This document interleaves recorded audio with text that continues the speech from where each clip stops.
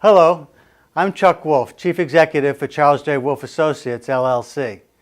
As a motivational speaker and a leadership consultant and executive coach and trainer, I often work with very successful people in their companies. Since many can't afford a professional, I volunteer to host a radio talk show called The Emotion Roadmap, Take the Wheel and Control How You Feel, on a nonprofit community radio station in Bridgeport, Connecticut, WPKN. My reason for doing the show is to share with as many people as possible this wonderful process for helping people manage their own emotions and their relationships with others. My goal is for everyone listening to learn to use the emotion roadmap to make life better. As you listen to me, help others, I hope you are also learning.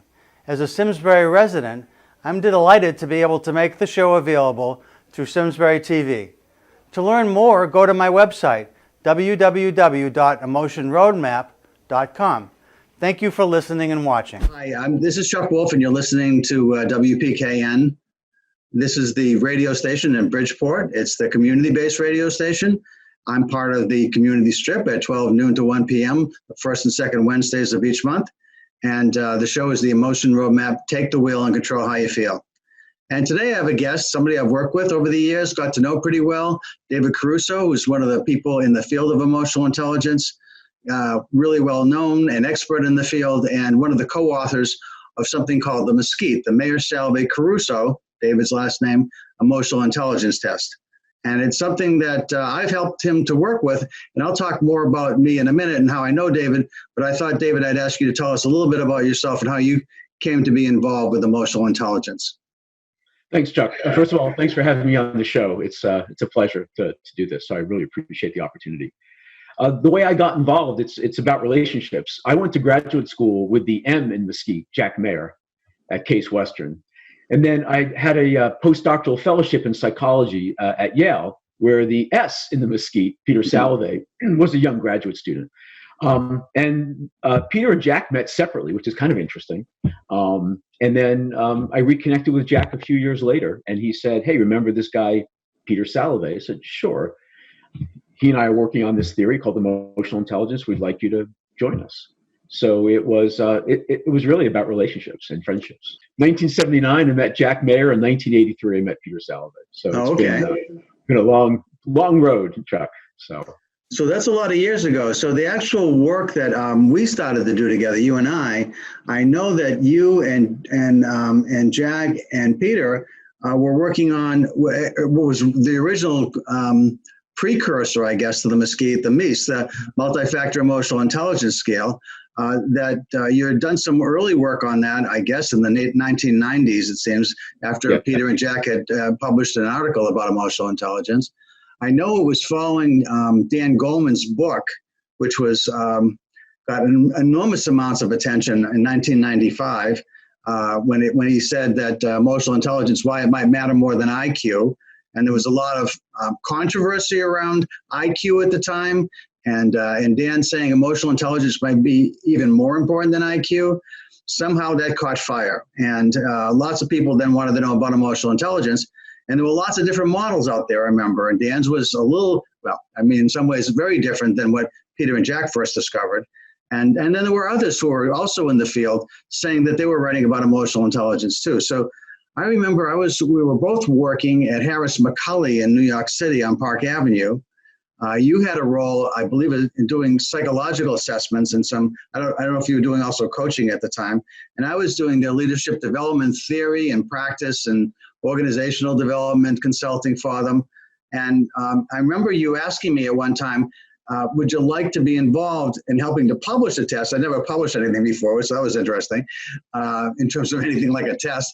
And also, could I help you make it practical? And that was how we met. And I was really excited about the opportunity, because one of the things I felt when you first told me about this was, wow, this is something new in psychology. And there really hadn't been anything new in psychology for I don't know how many years, but quite a few. So this seemed like a really interesting opportunity. I was excited to be a part of it, and happy to talk with you and later to Jack and to Peter, and to get to know them and to work with you on this. So to me, it was a great opportunity to learn a lot about what you already knew about emotional intelligence, and to bring what I could, that was this practical orientation to taking theories and finding some way to to make them come alive. And then we started working together, and that was a lot of fun for a number of years. It was an interesting, interesting part of my life, and it still is actually. So I thought it was going to be just a fad, frankly. I figured in a year or two that'd be it. Just like many other fads in psychology have come and gone. If it's a fad, it's a pretty long-lasting one. It's 30 years of research. Peter and Jack published their first article in 1990. So it's been 30 years of this work, and I don't think it's going away. And I think it's not going away because it's interesting, it's fascinating, and it's super helpful to people in all areas of their lives. Well, there's a lot of confusion still, David, I think, in the field, because if you look at in Google search for emotional intelligence, you'll find so many different people out there saying that they're expert, and their expertise, it seems to me at least, is based on things that they were good at in the past, where they've overlaid emotional intelligence. So they might have been excellent at communications or conflict management or stress management, and areas. It's hard not to relate everything in some ways to emotions, because emotion is in everything. But in terms of the science, one of the things that I thought was exciting, and why I think what Peter and Jack initially discovered is sustainable, is that it was based on science and not just another good idea.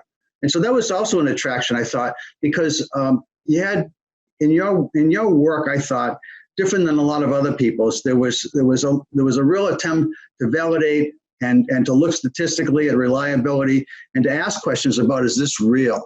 You really kept challenging and answering everybody who challenged you, and there were quite a few. It seemed like you were chasing the holy grail to some psychologists. And so when you got immersed in this, I thought it had a chance to be sustainable. I was excited about it because it was science. When I met you and I met Jack and Peter, you were very serious people around this. This was not just, hey, we can make some money. I don't think you knew how to make money with it. It was it was more about the science and loving what you were doing and offering something new and meaningful to the world. But I from my point of view, I respect everybody else's work. I learned to look at people who were saying they were doing work in emotional intelligence. And now a lot of it's being called emotional and social competencies, which is different than an intelligence. Maybe I'll ask you to talk about that for a minute. But one of the things that I really felt was true is lots of people are doing good work in the area. But the only thing that I thought was really innovative and new and exciting because it was new was that there was an ability-based model. So maybe you could talk a bit about that, because nobody else's model really measures abilities in the same way. And I think in that sense, it's sort of tough to assess people and come up with a cute style inventory that people really like and have fun talking about. Because sometimes if you're getting your abilities measured, you're not happy to find out you're not great in everything. So if you could talk a little bit about their model and how you've worked with the ability-based model and how it's distinct in the field, I'd appreciate that as well. I do a lot of training of these skills, and people say, you do soft skills training. And my immediate reply is, no, I don't actually do soft skills training. It's hard skills, right? These are abilities. As you said, it's an intelligence. And, first of all, what is it? It's the ability to read people, to know how you feel and how others are feeling. And on a radio show, it's tone of voice. It's what we say. It's the words we use. How is Chuck feeling? What about your audience? How are they feeling right now? Then the second ability is, how do these feelings impact you? How we feel impacts how you think, what you think about, how you make decisions. Whether you're aware of it or not, it still impacts it. And then you begin to reflect and say, all right, well, I'm feeling a little anxious right now, perhaps. Why is that? To understand why we are feeling this way, and other people. And then finally, how do we manage these emotions? Let's say right now, and by the way, this is true, I'm slightly anxious in our conversation because I want this to go well. That anxiety is focusing me on details. It's kind of helpful. I understand why. I want this to go well. I don't want to waste your time or that of your listeners. And so my goal now is to manage my anxiety. So it's kind of like that. I have a bit of an edge, but I can't let it get too high, because then it'll just distract me too much. So that's the model, and I think it is a little unique in a couple of ways. Hard skills related to intelligence, not its opposite. You can teach skills and train them, but also what we just did, that model, you call it your roadmap, and you really helped develop this, right? How do you apply this? What's the value? And these 4 abilities, hopefully people will remember them, or at least part of it. So when they walk into any situation, they think, all right, how am I feeling? How about the other person, a family member, a student, a teacher? How is it impacting their thinking? Why are they feeling this way? How might they react if I speak about this issue? And how would I manage my emotions and that other person's emotions to achieve our goal? It's not terribly complicated to remember, but what I found over the years is I have yet to meet someone who does this well on a consistent basis in real time under stressful conditions, right? That's the challenge. We all do this, and everybody listening to your show, they're probably saying, yeah, I do this. I do it as well. But think about those 4 criteria, do it really well on a consistent basis in real time under highly stressful conditions. So that's the model, and I think that's why it's interesting and really super helpful. Well, that leads us to the next part of what I want to really talk about, because the model for me is really rich in helping people during crisis, right? Because lots of people are in very stressful situations now. Lots of people are feeling really anxious. I think, Mark Brackett, who's a colleague and friend of both of ours, he's just came up with a study that showed that 95% of Americans are feeling depressed and overwhelmed right now with what's happening to them. 5% are somehow managing to feel okay. It'd be interesting to look at the 5 and see what's going on for them. But a lot of us are feeling that same anxiety, not just about a particular event, but just being in our homes, being isolated. Not, for me, it's about with my grandchild. I have a grandchild that lives nearby, and we saw him the other day because we weren't even going over there, but now we're keeping the distance, and so we're all kind of pushing the boundaries a little bit, I think, right now. But he couldn't hug us. And that was one of the most emotionally painful things, was to be around him and not being able to reach in, pick him up, and hold him. He was trying to throw me a ball, and they kept him behind a fence so he wouldn't run up to us. And he couldn't throw the ball over the fence, and I couldn't touch it anyway. So, I'm trying to manage my own emotions while I'm going through that. And now it's kind of fun. We went to see them the other day. We dropped off some bread my wife made for them. And even that, can you give somebody something that you've touched and handled and bring into their house? But we saw him at the door. But he's used to seeing us in his smartphone, in my daughter's smartphone. So we were on a smartphone call with 3 daughters and ourselves, and also we were at the door. Now he's looking at the smartphone and he's looking at us in the door. And it was so funny because we're waving to him and he's looking at us, and then he looks at the phone and waves back. It was sort of like a magical moment for him, because here we were on the phone and we're at the door at the same time. So we're trying to manage, all of us, I think, are struggling with how do we manage our relationships at home.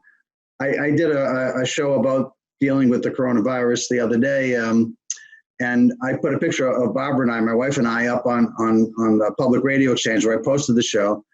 And it allows me to put a caption. I said, "Together now more than ever before," because we're together so much right now that I was struck by a meme I saw on I think on social media someplace, and it was a man looking very stern-faced sitting beside his wife, who was extremely tense looking, and she said to him, "Will you stop blinking so loudly?" And I think that's sort of the level people are at. And as much as I'd like to think I've learned a lot, having worked with you and done this work over all these years, I still make mistakes around this stuff, especially just like you said, when you're under stress and you want to do it consistently. I mean, I'm good most of the time with this, but every once in a while, it's getting to me too. And I act out in an inappropriate way and then hopefully recover as quick as I can. But it's hard for people. So I said I'd ask you, just any thoughts you're having about your own personal reactions to what's going on, but any thoughts about how what we know about the science of emotional intelligence might be helpful to folks. Yeah, so the model is really super helpful, which is, first of all, how am I feeling? And ask yourself that. I've, for the last 4 or 5 years, have been taking the "how are you" question very seriously. When I was in the office and not social distancing, people would walk by in the hallway, they say, "Hey, how are you?" And I would stop. And I'd look at them and I'd actually begin to answer. And it's actually incredibly uncomfortable for people, because it's usually not a question. So I would start there. I would start with, recognizing, well, right now I am a little anxious or depressed. Or I find this actually even more interesting, which is a lot of people I still talk to and I ask how they are in a way that invites a real answer. And for many people, many of my colleagues, I'm doing well, which I find interesting, and what's their worldview. So I think you have to allow that. You have to allow people to express, yeah, I'm sad, I'm depressed, I'm not sleeping at night, I'm worried about my health, that of my children, that of the planet, and things like that. But because you don't want them to suppress that feeling. You remember the demonstrations we would do, right? So emotional suppression, like, hey, I'm not anxious, I'm not angry. That really doesn't work. It suppresses your display, but it wears away at you, and it's corrosive. Doesn't work. So what does work? One of the best strategies, you've just talked about it, are the relationships we have. Unfortunately, they now have to be moved to a virtual platform. Not being able to hug your grandchild, that's really difficult. Right. But it sounds like you've also been really successful at maintaining relationships, albeit virtually. So I would focus on that, relationships, whether it's email or FaceTime, virtual meetings. I think you said in our conversation the other day that you have virtual meetings with your children and grandchildren. Right? I think that's fabulous. It's not the same as being in person. Although recently with different holidays, many people told me that their recent holidays, religious holidays where family usually gets together, were the best ever.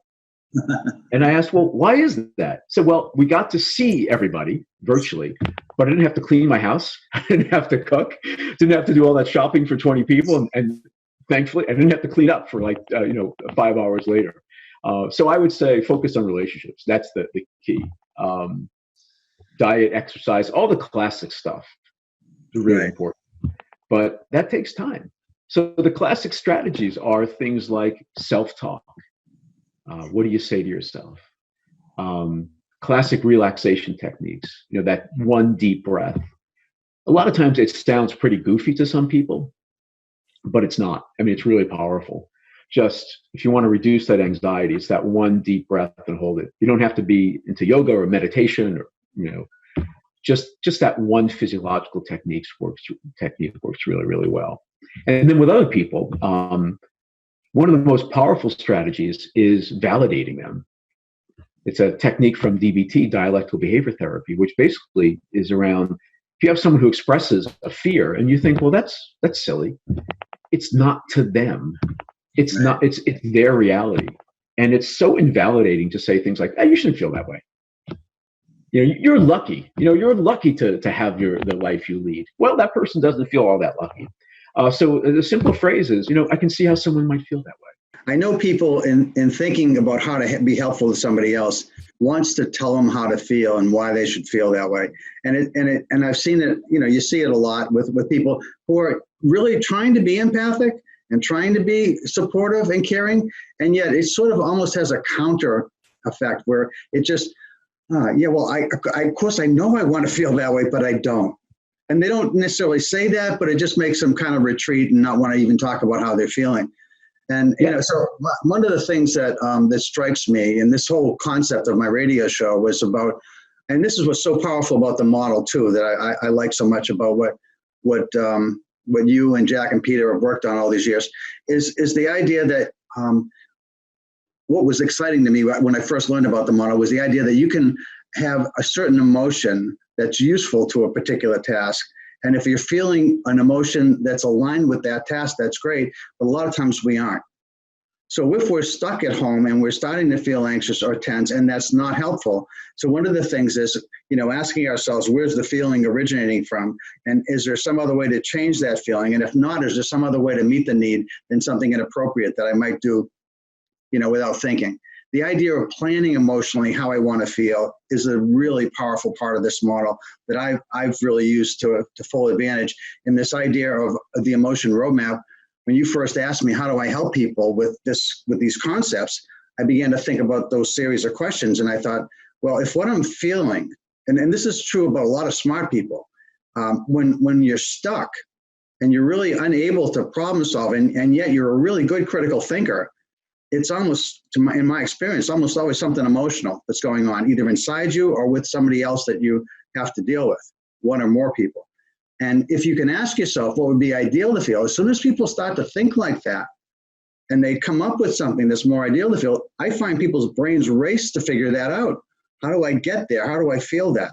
The idea of trying to be helpful to people. You talked about tone of voice. I'm trying to get people on this show to call in with problems they're having in their lives that are pretty risky to share on the air. I mean, what would make somebody feel like they could call somebody they've never met before and assume they're going to get some help and put what's really worrying them, maybe for weeks or months or even years sometimes, on a radio show? So I've got to somehow, through tone of voice, generate enough trust in somebody to feel like this is worth it. Somehow this guy's making me feel like I want to talk to him and share what I've got because he seems like he's able to help other people. Maybe he can help me. So that's what I'm trying to do, even in this. And some of the things you just said, I think, David, everybody who's listening to that are going to get some ideas maybe that they didn't have before. And hopefully that's, even if it's the single breath idea. Yeah, it's just simple things sometimes. And yet when you do them, they're powerful. Well, that's the key, Chuck, which is you can know these things, but if you don't do it, there's no positive impact on your life. It's sort of saying, I exercise, really critical to mental health. I went for a jog about 2 years ago, or another way to look at it, I like analogies, and something I've been telling people in the last few years, which they seem to get, some people do, which is I have very low cholesterol because every day I take this giant pill. Right.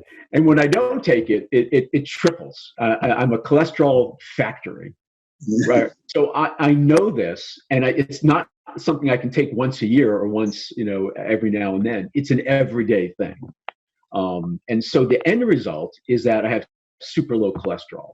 The same thing with unwanted anxiety and sadness and things like that, which is, it's got to be an everyday thing. You can't just say, I got a good night's sleep 3 weeks ago, or I went outside for an hour, it was about 2 months ago, and so forth. Or I called a friend, or we had a virtual happy hour. When was that? It's got to be, if not an everyday practice, it's got to be frequent. So otherwise, it's just not going to work. And I think that's the key. So people shouldn't use this to beat themselves up like, oh gosh, I'm not doing any of those things. Instead, it's find one thing. That's all. Find one thing and try it. And then when you don't, as you mentioned, that no one does this well all the time. I don't. I certainly don't. And that's where a good and honest and heartfelt apology comes in, which is, I'm really sorry. I messed that up. I'm really sorry. I tried, but I failed, and I am really sorry. Just don't apologize if you don't mean it. That's the key, as we all know. So find something that you can do, and don't beat yourself up. Don't add this to your to-do list to increase your anxiety. Use it to decrease it, and give yourself a break. It's actually one of the best strategies too is cognitive reappraisal. This is working with others, and what I thought in the last few years again is that I think most of us act like a jerk at times. We say things we regret. We do things that we're not proud of, but very few of us are jerks. Right? And I think I like that distinction, which is but when I say something badly or hurt someone's feelings, it's because I'm probably under other kinds of stress that I'm unaware of, and it leaks out. It's not that I don't think I'm a quote unquote bad person, nor do I think there are a lot of quote unquote bad people out there, but we're under stress and we say things and do things we don't mean. So the reappraisal is, don't say that person is a jerk. Switch it around and say, gee, I wonder what's going on in his life. Like what's actually happening in his life or her life on a daily basis? No idea. Is it possible that individual is under stress or is having a tough day? And I think that really kind of really decreases our own irritation, annoyance at others and things like that. So basically it's a way of just cut people a break, give them some slack and have some patience with me and with the world around us. It's really interesting you say that. I published an article in a journal a couple of years ago about emotional disabilities, and not about emotionally disturbed people. That's different. It was the idea when I began. You remember when learning disabilities were an unknown? I mean, we're both old enough, I think, to, it used to be that if somebody didn't read as a young kid, they just weren't smart and they got put into the bluebird section or something. And yet teachers were struggling with the idea that, certain kids belong in that section because that's their ability level. But some of these kids are really smart, but they're still not reading. So something else is happening here. And that's when people first began to think, well, maybe it's something to do with how we're teaching them and they don't learn the same way. And they don't have the same abilities that most other kids seem to have. And yet they're smart, but maybe smart in different ways. And so the whole concept and idea of learning disabilities came into play. So having worked with this MSCEIT for a long time and measured a lot of people's abilities and realized that some people really, I remember the old expression, garbage in, garbage out about computer systems.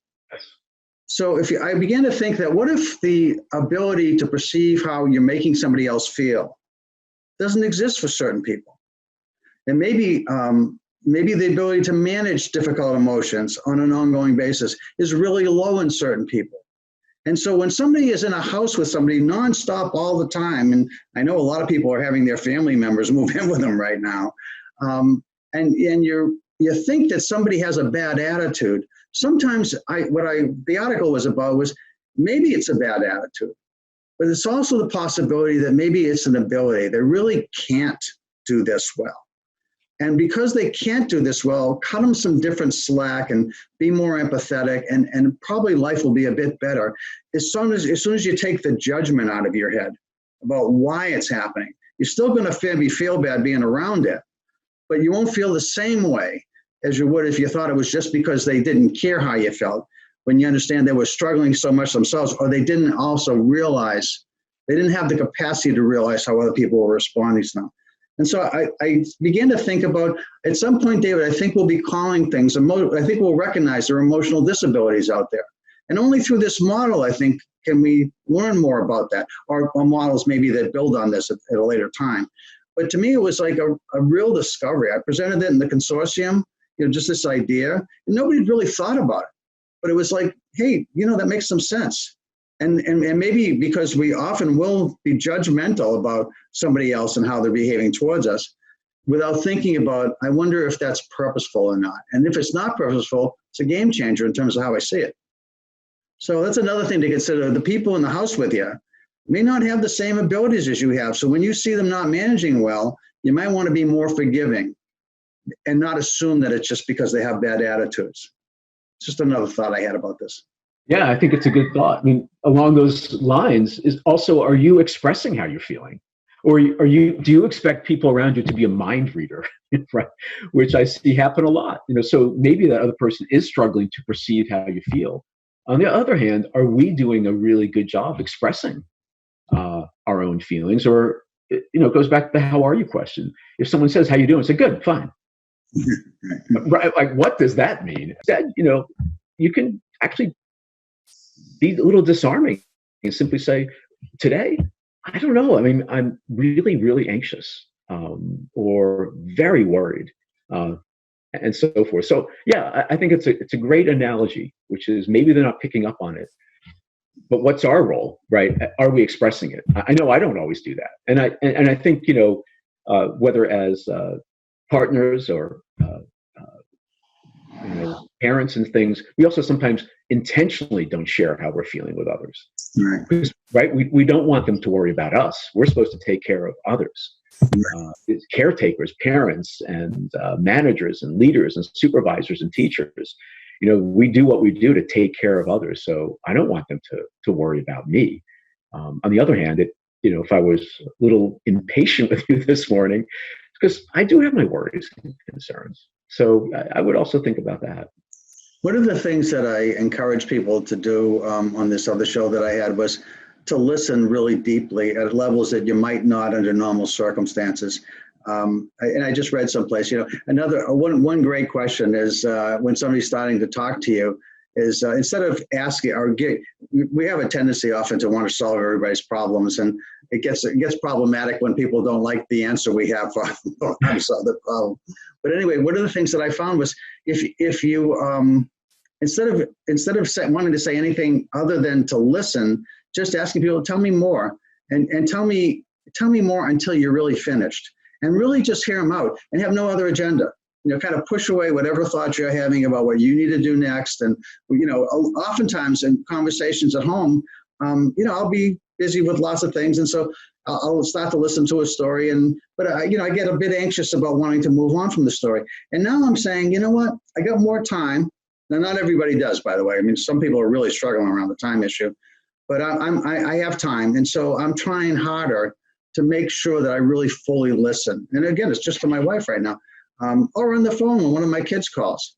Just make sure I really, don't put my own thoughts as a priority, and just until they're done. When you get the head nod that somebody really feels heard, that okay. And then if there's a problem, I also suggested strategies for that, because as a therapist years ago, it was pretty easy to understand what somebody needed to do different, I thought. And usually I was pretty good at this. So I would have the right answers for them, but I found that if you gave the right answer too early, it chased them away. They became defensive. They weren't ready to hear it. And then sometimes I wouldn't have the right answer. And then they'd want to be argumentative with me, And so I think most of us, a lot of us like to solve problems. So if somebody comes to you with an issue, at the end, you want to tell them what to do about it. And what I've done instead, and encourage people to do, is simply just think about, instead of offering a solution, ask people what they're thinking about doing or what they've already tried. Because whatever's obvious to you is probably something they probably have considered and dismissed for one reason or another, if they don't find that to be the useful solution that you think it could be. And then ask, are you thinking about anything else? And if they got nothing, then you can say, would you like me to offer some thoughts I'm having about it? And ask permission. And then if they like what you have to say, great. If they've got something they're thinking about and you like that, you reinforce that. And then you avoid lots of arguments, and it's really helpful. And I think, again, you want to be thinking about these things when you're in place with somebody for a long time. And it's not normal, and you've got to create sort of a new normal. And so those are some thoughts that I had that I thought would be helpful to folks. It's extremely helpful. It's extremely helpful. Yeah, but again, you have to do those things. Yeah, like exercise. Yeah, and you have to have patience. You have to do, like, bite your own tongue, which is don't interrupt and listen. Right. Not easy to do all the time. No, it's really hard. Yeah. Let's talk about your book. You have got a new book coming up. You want to talk about that for a bit? Yeah. So many years ago, in 2004, Peter Salovey and I came out with The Emotionally Intelligent Manager. And it's a good book. And I was pleased to do it. And then several years ago, with another colleague, we felt it was time to update it a little bit and go from a hardcover, almost a textbook, into something very practical. So with this colleague, we came out with A Leader's Guide to Solving Challenges with Emotional Intelligence, and that we did about 1.5 years ago. Basically, part 1 is just about these 4 skills and how to improve them. And part 2 are a series of vignettes that leaders or challenges that leaders will face. We call them blueprints, and about 22 of those. A thin book, and intentionally so. Just not intimidating. You could read it in a couple hours. And what happened then, about 1 year or so ago, or 1.5 years ago, I was asked by a publisher to come up with a parent's guide for a series of books aimed at children and social emotional skills. And I did that with my wife, who's a child psychologist. It was a great project. And then last July, in, of all places, Western Australia, I re-engaged with a colleague from years ago from Yale, who's very heavily involved in SEL, or socio-emotional learning. We had a wonderful time. And I just kind of recalled, I really liked him. I really respected him. And so that led to taking this idea of a leader's guide and then creating the educator's practical guide to emotional intelligence. And literally just yesterday, we sent the manuscript off to the book developer. So we hope June, July of this year, it'll be available. And the idea is, again, part 1, here are these skills. Here's why they're important. Some very practical tips and techniques that you can use. Part 2 is a series of about a dozen situations that teachers and administrators will face in classrooms and schools. None of those are going to actually mirror exactly what an educator is facing, but there's enough of them that hopefully they'll find bits and pieces. And then what we did is we added a third part, which is, since nothing that we're going to say is going to mirror your situation exactly, how do you actually construct your own approach or build your own blueprint? And we give them both open-ended and more closed-ended checklist type things to do. So very, very excited about it. I'm looking forward very much to getting it out there and getting some feedback on it. You want to talk about one of the vignettes just to give us an idea of how one of them might work? Yeah. So one would be a teacher who has a negative interaction with a student. Basically, it's homeroom. And the teacher, for various reasons, just sort of loses it with that student. And the student ends up being sent to the assistant principal's office. Had the teacher been able just to actually reflect as she walked into the classroom that it's been a stressful day already. It's 8:15 in the morning, but already it's been a tough day. And that anxiety, that irritation focused her attention kind of like just to both be defensive and go on the attack. If she had then stopped and said, well, why, it's actually me, I'm feeling this way. Which of those management strategies could I have used? Could I have just taken that deep breath? Could I have used an intervening moment, which is, I'm about to say something to that student, and once you say it, you can't unsay it. You can't. It's out there and it lingers. So that's one very quick example. We have others, conflicts, student-to-student conflicts, principals and giving feedback to teachers, principals dealing with parents, and so forth. So these are very real because they are based on situations that we have seen, or our colleague in the SEL space for a number of years has a number of colleagues and has observed this, has trained people in emotional intelligence skills. It should be pretty valuable. And, by the way, Chuck, a lot of this started, for me, it started in college when I dropped out of college and worked with what were then called emotionally disturbed and profoundly mentally retarded children. So I've had this interest since, for 40 years.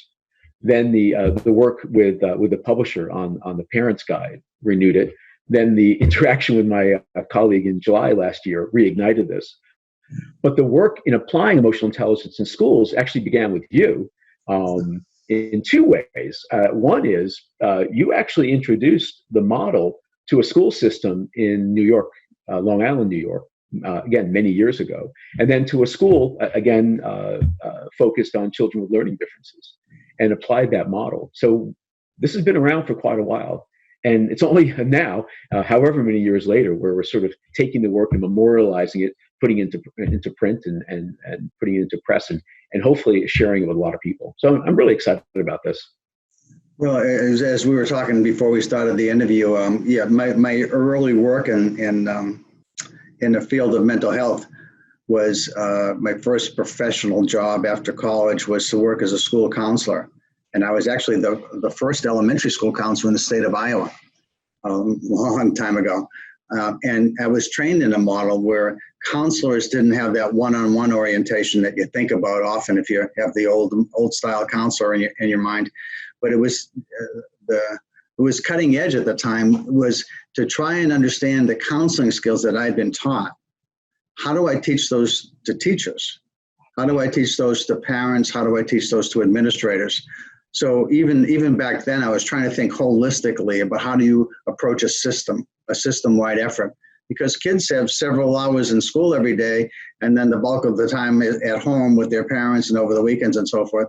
And teachers too. Again, your point about a teacher coming in with stuff already causing a lot of anxiousness or stress or frustration, or who knows what might have happened with her partner before she walked in, or his partner before he walked in. On the commute to work. I mean, there's all kinds of things that potentially could be very upsetting before you ever step in the door and start your work day. And so that colors what happens to you. So we were trying to help kids back in the 1970s deal with embarrassment, deal with anger, deal with shame, deal with depression. I mean, nobody teaches you this stuff except when they find you in that one spot and they're trying to be helpful with whatever they might have learned through their once or twice that somebody tried to help them. So the idea of teaching that was kind of, there was a pushback against it though at that time, because as much as the kids liked it, the teachers, even the parents that I got to work with liked it, there was a whole group of people that felt like this isn't stuff the schools should be doing. This is stuff that should be happening at home or in a religious institution somehow. And in some cases it was happening in those places. Lots of times it wasn't. So the idea of it becoming an intelligence, social and emotional learning, but emotional intelligence or social intelligence, all of a sudden I think and maybe the timing was right anyway, but I think words matter. And when you called it an intelligence instead of teaching values, and about feelings without calling it an intelligence, it was like all of a sudden it was the domain of the schools because it was an intelligence and it fit. But then you had to find ways to make it useful to people because, I mean, the school has been kind of a dumping ground for all kinds of social issues that people felt like schools ought to be teaching and just make the list. Native American studies, about the Holocaust, about history past World War II, about civics responsibilities, about voting and public policy and science and STEM. And all of a sudden schools are being asked to do everything. So where does it fit to talk about emotions? And so one of the things that I really liked about the approach where we started in Valley Stream was if you could somehow make the curriculum that existed part of what you were teaching about social and emotional learning. And Mark's uncle Marvin was great with that. That was Mark Brackett's uncle. This idea, I remember distinctly him telling me that one of the first times I met him about Caesar, I don't know if you remember this, but it was Caesar went to the Roman Senate and said, "This is what you will do." Now, they're supposed to be a Senate and have some authority themselves, but when Caesar said, "This is what you will do," they all did it. And then Marvin's uncle would ask the students, instead of remember what Caesar did that day, he would say, "Have you ever had somebody tell you this is what you will do and you had to do it? And you felt powerless to react to that? Have you ever played the role of Caesar where you were telling something?" And all of a sudden the kids never forgot it because they internalized it. And so I think that there's lots of lessons I think that you can make from the actual curriculum that exists. Now in your work that you're teaching people how to do, you're taking situations, it sounds like, that people encounter pretty regularly to some degree, because everybody has a bad day coming into school. That's not going to be, wow, that never happens to me. So I'm assuming that that's the idea, is that the goal of your book is going to be to give people insights into things that happen to them that probably they're not very reflective about typically. That's what I'm guessing the book does, Bob. Is that about right? Yeah, because, look, these skills are generic. And what I've discovered over the many years I've been doing this is that you can teach the skills, but people don't change what they do, right? The leap from building these generic skills to applying it in a daily situation, that's a big step for people. And so the more examples we can give, it's never going to be exact. They may be thinking about, all right, I sort of was in a similar situation and I can try this. So the idea of these scenarios, these blueprints, as we call them, is really to bridge that gap. Transfer of training, generalization of training. We want you not just to, well, let's say, be smarter. We want you to act smarter as best as we can. But that's a huge challenge. It's a huge challenge. And again, the only way I've figured out to kind of bridge that gap is to give people examples and remind them that you are going to be and have been in a similar situation. So be ready and be prepared and create your own. If it's that unique, every situation is different. On the other hand, create your own and do this on a prospective basis. Right? It's easy to say, "Oh man, that was a terrible meeting," and tear it apart and use our model to figure out what went wrong. What we want people in an ideal world to do is to say, "All right, I've got a pretty tough meeting coming up tomorrow morning. Let me prepare." Or a difficult conversation with a family member, very serious conversation. How do I prepare? How do I achieve a mutually created goal? That's in an ideal world. If we can approximate that, that would be great. We'll never get it 100% right? So this should not be used to beat ourselves up saying, I messed it up again. We're going to mess it up again. But can we get a little better? And I think we can all get a little better.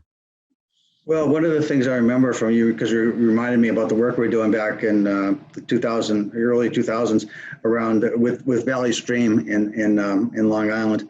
There was a teacher that it sort of triggered when you were saying about a teacher coming in with a sort of a tough start to the morning. And this teacher was having a really hard time getting his kids going in the morning because he'd have 3 or 4 kids, often acting out, and he would get frustrated with that because he'd try and start off, he'd try to change his attitude and come in really excited and try to be very engaging, and once in a while he'd get it to work, but more often than not, there were just too many kids struggling to try and get settled. And so one of the things that we were trying to teach the teachers at that time was, how do you think the kids are feeling, and how do you want them to feel? Which is this idea of planning for a tough situation. If every morning is getting to be tough for you, what's going on? Why are the kids feeling the way they are? And what do you want them to feel? And how do you do that? And he realized that a lot of his kids had very tough mornings every morning because of the homes they were coming in from. And he said, I wonder if I allow some time in the beginning for the kids to talk about how they're feeling, if that will change the dynamic at all. And he was reluctant at first, and then he said, well, I got nothing to lose. Nothing else I'm trying is working. And so he said he was worried about how much time it might take. But what he found was, when it first did, it took like maybe 10 to 15 minutes. But it was different going forward. After those 10 to 15 minutes, everything else flowed. There wasn't the resistance that he experienced in the past. And then it became sort of the norm for the class, and they were finished in 5 to 7 minutes. Everybody had a couple of things real quick to say, and then they were in. And it was what he was telling us, that we're trying to find ways that they use this roadmap to be more effective. And that was an example of, how can you take an incident where you might have struggled in the past and think differently, because it's going to happen again. Mm-hmm. What's the different plan that you have going in? And I like to think for tough conversations, David, I've coached people to think this way based on this emotional planning concept of every tough conversation has a beginning, a middle, and an end. And in the beginning, I'm setting the tone. How do I want me and the other person to feel in the beginning? And then when I'm talking about the tough stuff, that I really want to be sure they hear me saying what I'm intending to say in the right way, for the right reasons, and that they're reacting appropriately. Now my feelings are changing in terms of being much more focused and a bit tense as I'm watching how they react to all that. And how do I want them to feel during the beginning and the middle? And then finally, when we're done, what do I want them to feel going out the door? How does that all work? And I ask people to think about it. I don't have the right answers for all that, because it kind of depends on what the conversation is. But I think the right answer is the process, not the particular feeling. Just thinking, and I ask, how can you not be better if you spend some time thinking emotionally about what you want to have happen in those settings? So that's how I do it anyway. Yeah, it's the same approach. It's the same approach. And that's a great example of why this is so important. Like, we feel how we feel. Whether we talk about it or not, we feel how we feel. And those feelings impact everything that we do and think about and how we behave and make decisions. You can ignore them, but as my friend and colleague Jack Mayer has said, you ignore them at your peril. Right? Emotions exist. They're flowing throughout our families and ourselves and our schools and our classrooms, and you can ignore them, but that doesn't mean they're not there and they're not impacting us in significant ways.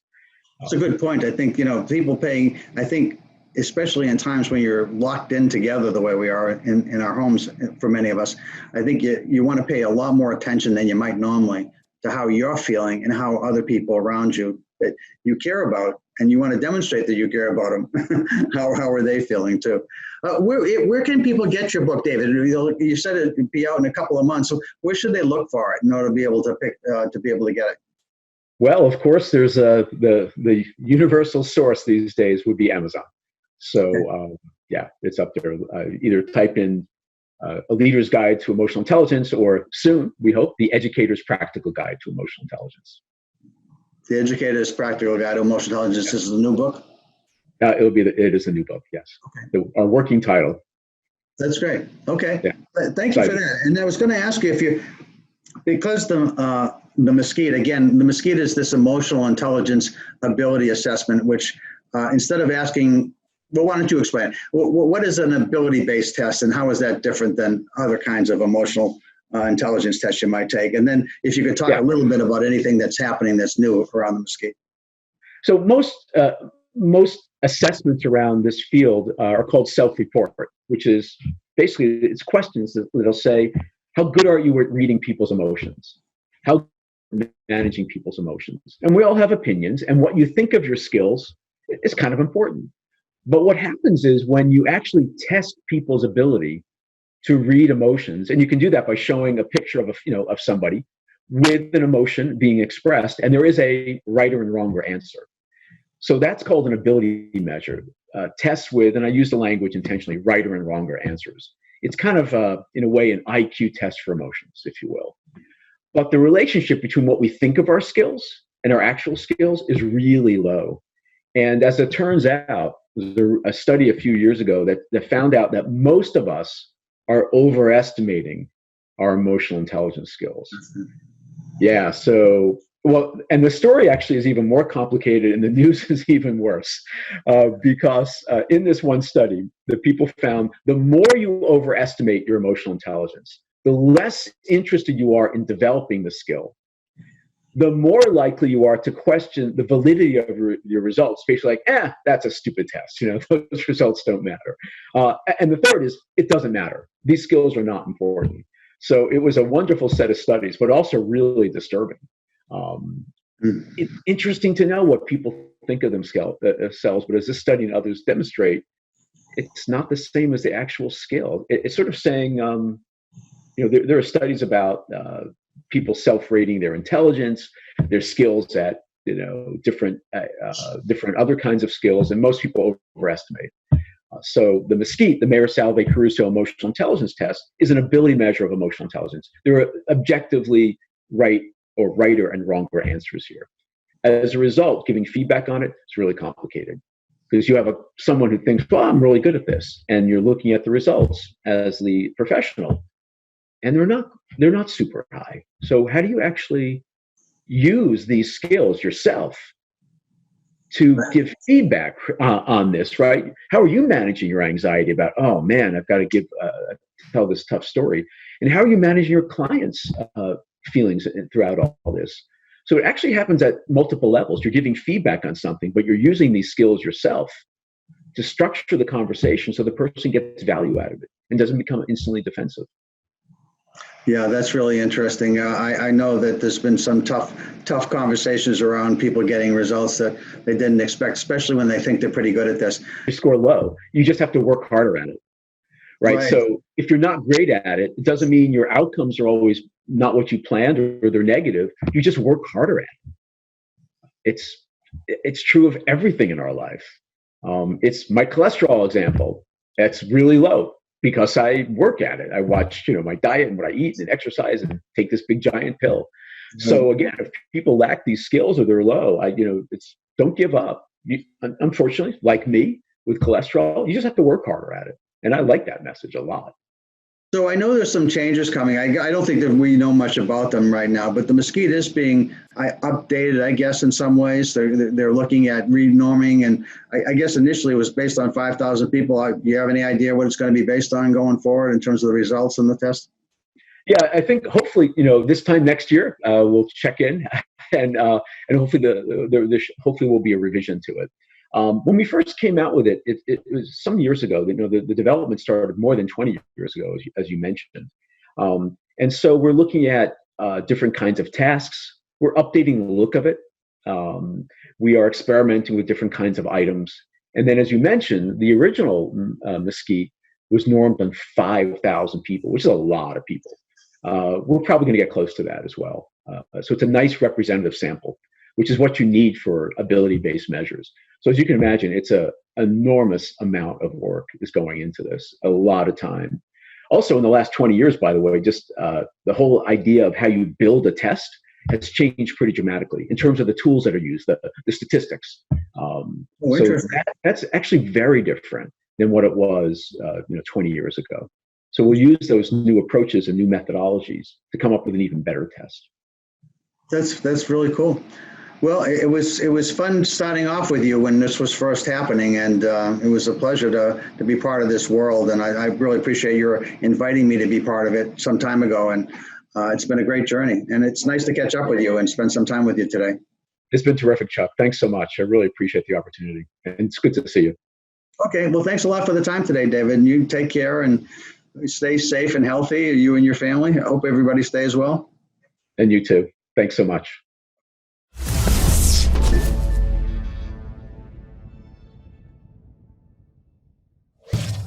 Funding for Simsbury Community Television is provided in part by contributions from viewers like you. Thank you.